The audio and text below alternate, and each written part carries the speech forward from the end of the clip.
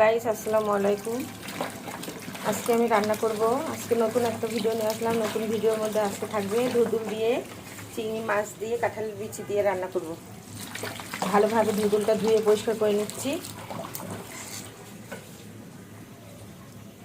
কড়াই আমি তেল দিয়ে নিয়েছি। এবার কাঁচামরিচ আর পেঁয়াজ কুচিটা দিয়ে দিচ্ছি।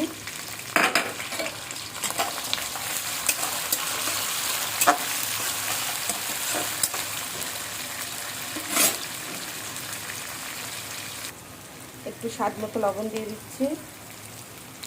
এই যে ছোট চিংড়িটাও দিয়ে দিলাম।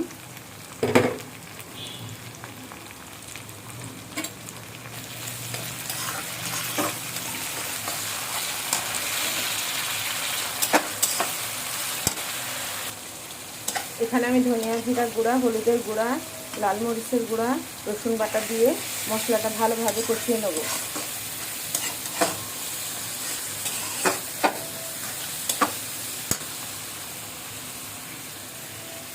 অল্প একটু পানি দিয়ে মশলাটা কষিয়ে নেব।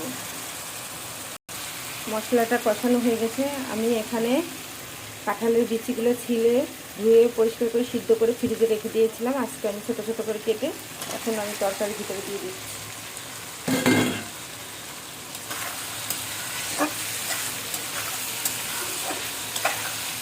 এগুলো আমি একটু কষিয়ে নেব।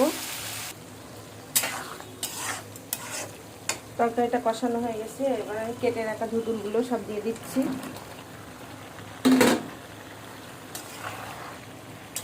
এই তরকারিতে আমি আর কোনো ঝোল দেবো না। ধুদুলের ভিতর থেকে যে পানিটা বেরোবে ওতেই সিদ্ধ হয়ে যাবে।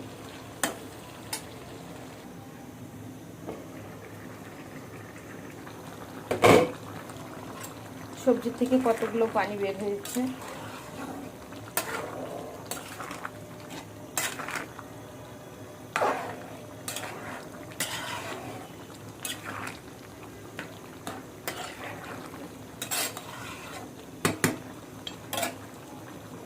আজকে রান্না আমার এই পর্যন্ত। সবাই ভালো থাকবেন, সুস্থ থাকবেন। আমার পেজটা ফলো করবেন, লাইক কমেন্ট শেয়ার করবেন, আমার পাশে থাকবেন। সবাইকে আল্লাহ হাফেজ।